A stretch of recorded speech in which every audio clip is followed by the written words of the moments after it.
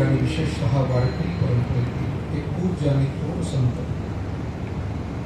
ब्रह्मलीन स्वानंद सुखनिवासी पूज्य सावळाराम बाबा म्हात्रे यांच्या जन्मशताब्दी वर्षाच्या पूर्व वर्षात जन्मशताब्दी वर्ष महाराजांचं पुढचं 2027 साल आणि त्या अगोदरच्या या प्रारंभी आपण त्यांची जन्मशताब्दी पूर्व हा सोहळा हे स्मरण या निमित्ताने करतो आहोत. अर्थात हेदूतने या पंचकृषी त्याचबरोबर कल्याण तालुका असेल, डोंबिवली असेल, ठाणे जिल्हा किंवा कोकणाच्या सर्व विभागातील सर्व मंडळींचा सहभाग, ठाणे, रायगड, मुंबई आदी सर्व विभागातून लोक या सेवेमध्ये सहभागी आहेत. कैलासवासी रघुनाथ काळन क्रीडांगण, काटई, बदलापूर, पैठण रोड हेदूतने या पंचकृषीमध्ये हा कार्यक्रम अत्यंत व्यापक अशा स्वरूपाचा आहे. या कार्यक्रमाला पार्श्वभूमी वारकरी संप्रदायाच्या एका अधिष्ठानाची आहे. कारण जसं 700 वर्षापूर्वी माऊली ज्ञानोबा आहे, नामदेव आहे, गोरोबा काका, सावता महाराज, सेना महाराज, नरहरी महाराज, सुखान, जनाई, मुक्ताई असा सर्व संतांनी हा संप्रदाय उभा केला. तसं प्रत्येक शतकामध्ये अगदी ईश्वर स्वरूप असलेले हे महात्मे या भूलोकामध्ये येत राहिले आणि त्यांनी या कार्याला सतत समाजापर्यंत पोहोचवण्याचं काम.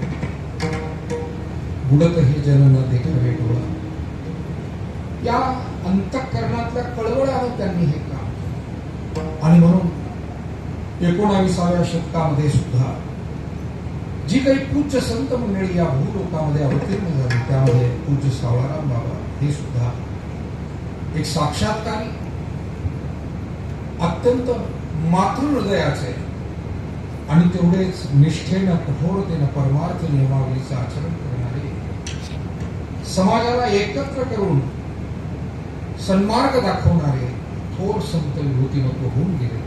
आणि म्हणून आपली जबाबदारी येते की त्यांची सेवा आपण केली पाहिजे. खऱ्या अर्थानं आपल्या सर्वांच्या या सेवेचा पुढाकार त्यांनी घेतला. मी असं म्हणेन की सावळाराम बाबांनी ज्यांना ही प्रेरणा दिली ते भाषा प्रभू भागवताचार्य जगन्नाथजी महाराज पाटील यांचं एकदा टाळ्या वाजवून आपण अभिनंदन करतो. महाराजांनी बाबांचे एक कार्य यथोचितपणे त्यांचा गौरव व्हावा. जी सेवा वारकऱ्यांच्या हृदयापर्यंत पोहोचावी, भगवंताच्या अस्तित्वापर्यंत पोहोचावी, सावळाराम बाबांची आशीर्वाद प्राप्त व्हावे. ज्या सेवेमध्ये काहीतरी बाह्य भौतिक लौकिक दिखाव्यापेक्षा आंतरिक सद्भावना अधिक असाव्या, अशा काही अत्यंत शुद्ध सद्भावनेनं महाराजांनी या कार्यक्रमाचं आयोजन केलं.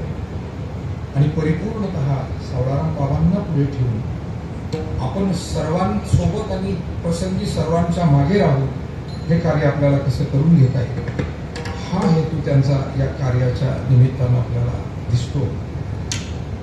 विशेष आनंद या गोष्टीचा आहे की आपण सर्व कल्याण, डोंबिवली, ठाणे, रायगड, मुंबई सगळ्या भागातल्या मंडळींनी महाराजांना उत्तम प्रकारची साथ या कार्यामध्ये आपण दिलेली आहे. अर्थात ही महाराजांना साथ नसून ही सावळाराम बाबांची सेवा आणि फक्त सावळाराम बाबांची सेवा नसून माऊलींची, तुकोबारायांची आणि प्रत्यक्ष पांडुरंगाची सेवा आपण करत आहोत.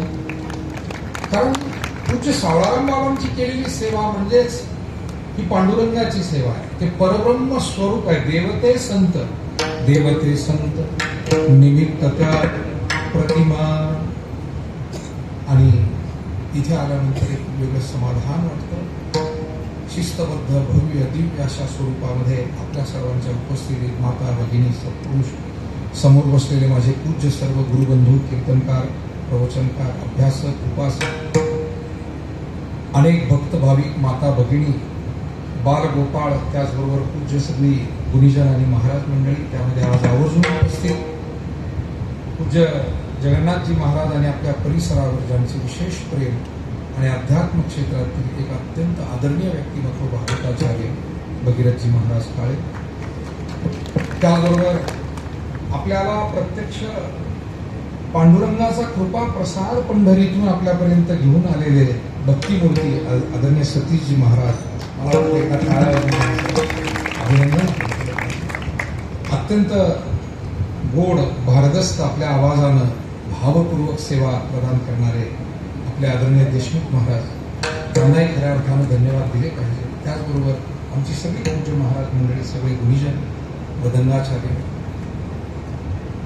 अत्यंत गोड पद्धतीनं हा कार्यक्रम संपन्न होताना जगद्गुरु तुकाराम महाराजांचा जो अभंग सेवेला घेतला तो या सोहळ्याच्या आणि पूज्य महाराजांच्या सेवेच्या दृष्टीनंच महत्वाचा आहे.